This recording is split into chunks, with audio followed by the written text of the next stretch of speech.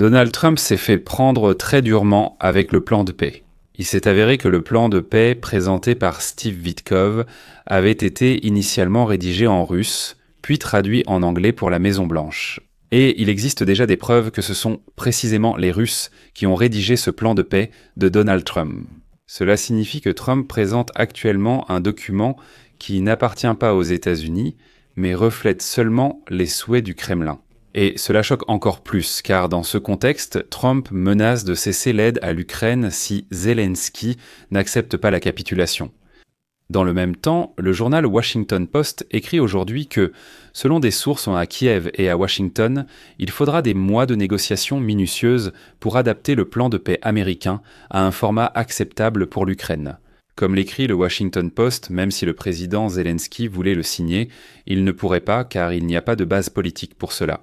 En effet, il y a de nombreux points qui, même d'un point de vue purement juridique, sont initialement inacceptables. Ainsi, certains estiment que l'accord entre les États-Unis, l'Ukraine, la Russie et l'Europe ne sera signé au mieux que dans 1 an.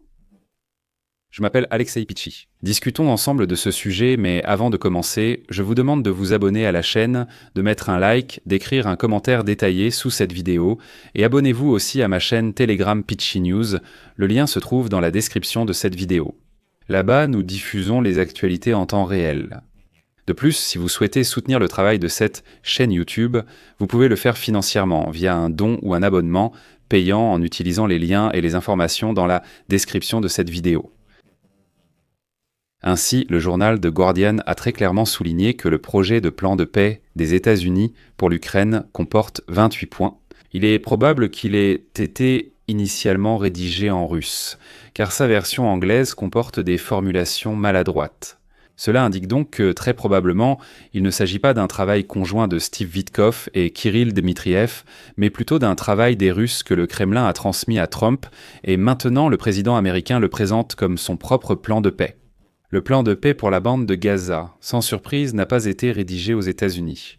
Ce plan a été préparé par le Qatar et l'Égypte, qui l'ont ensuite transmis à la Maison-Blanche. Le représentant de Trump, Steve Witkoff, et son gendre Jared Kushner. Ensuite, ils ont voyagé au Moyen-Orient, présentant ce plan comme américain. Revenons aux incohérences du plan de paix de Donald Trump. Il s'agit en particulier du 3e point du plan qui stipule « Il est attendu ». Dans la version anglophone, il est écrit « Est-il attendu que la Russie n'envahisse pas les pays voisins et que l'OTAN ne s'étende pas davantage ?» Et là, il est devenu tout de suite évident que ce n'étaient pas les Américains qui avaient écrit cela, car on aurait dit « It is expected ». Pour l'anglais, c'est une construction passive maladroite. D'un point de vue grammatical, la variante « ojidadet van ojidaitse », c'est-à-dire « il est attendu » de façon passive, est plus logique et ne paraît pas étrange en russe. Mais en anglais, on n'utilise généralement pas une telle forme passive. Parmi d'autres russismes qui, apparemment, se sont glissés dans le texte, il y a le mot « neodnoznaczności », qui est écrit en anglais dans le document comme « ambiguous », et le mot zakrepit, qui est traduit en anglais dans le document par « to enshrine ». En anglais, ces tournures seulement n'existent pas, ce qui soulève des questions sur l'auteur du texte. Et c'est ici que la Maison-Blanche s'est trahie elle-même. Parce qu'auparavant, la Maison-Blanche avait déclaré que le projet de plan avait été élaboré par l'envoyé spécial du président américain, Steve Witkoff, en collaboration avec le représentant du chef de l'État russe, Kirill Dmitriev. Il a été rapporté qu'ils avaient rédigé le texte ensemble lors d'une rencontre à Miami. Parallèlement, l'Ukraine et ses alliés européens n'ont pas pu participer à l'élaboration du plan. Mais il est maintenant évident que la base du plan de paix a probablement été rédigée par Dmitriev ou un autre russe, puis simplement passée par un traducteur. Ou bien c'est simplement par ignorance que ces particularités sont utilisées dans la rédaction du texte. Le journaliste Luke Harding, qui a justement remarqué ces inexactitudes de traduction, a travaillé longtemps en Russie.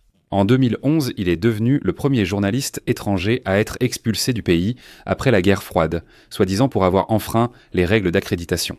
Avant cela, Harding avait publié pendant plusieurs mois dans The Guardian une série d'articles basés sur les documents de Wikileaks, notamment sur les liens présumés entre des représentants des autorités russes, des oligarques et le crime organisé. Après une campagne internationale en faveur de Harding, les autorités russes lui ont délivré un nouveau visa. Mais je tiens à noter que cette phrase avec le mot « ambiguilis » ambiguïté, il sonne vraiment très maladroitement en anglais. Et pas seulement à cause du mot ambiguities. Ce n'est pas tout. La phrase complète est la suivante. Toutes les ambiguïtés des 30 dernières années seront considérées comme réglées. Ambiguïtés dans ce contexte sont peu susceptibles d'être utilisées.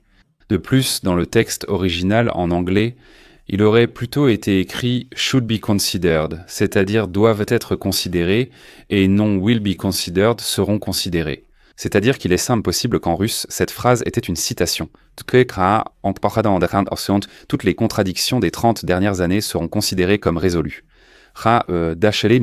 Mais encore une fois, en anglais, personne n'utilise ce « will be considered », c'est-à-dire seront, là on utilise « should be » et « none will be ». En général, comme vous l'avez compris, oui, cette traduction est étrange, et ses subtilités n'expliquent pas grand-chose. Je vous rappelle brièvement que l'accord de paix de Donald Trump prévoit entre autres le transfert de la Crimée et du Donbass sous le contrôle de Moscou, ainsi que la réduction des forces armées ukrainiennes à 600 000 hommes, le refus de l'Ukraine d'adhérer à l'OTAN et l'interdiction de déployer des forces de maintien de la paix étrangères sur le territoire ukrainien, ainsi que la garantie du statut non nucléaire de l'Ukraine pour la Russie. Et dans ce cadre, il est proposé une levée progressive de toutes les sanctions, le rétablissement du format G8 et une amnistie pour tous les crimes de guerre. Et puis l'Ukraine renonce également à toutes les réparations. On exige maintenant de Trump que Zelensky signe cet accord avant jeudi, mais c'est irréaliste. Le Washington Post écrit aujourd'hui que l'adaptation du plan de paix américain à un format acceptable pour l'Ukraine nécessitera des mois de négociations minutieuses. Voici la citation. « Même si le président Volodymyr Zelensky voulait le signer, il ne pourrait pas le faire, car il n'y a pas de base politique pour cela », a déclaré l'interlocuteur du journal, en soulignant qu'il y a de nombreux points qui sont initialement inacceptables. Il a comparé ce qui se passe à la préparation d'un accord sur les ressources minérales entre Washington et Kiev, rappelant qu'il avait fallu 3 mois pour le finaliser avant de le signer. Mais l'accord actuel est en cours de préparation entre les États-Unis, l'Ukraine, la Russie et l'Europe. Donc je pense que sa discussion prendra environ 12 mois. C'est le début du processus de paix et non sa conclusion, a noté la source.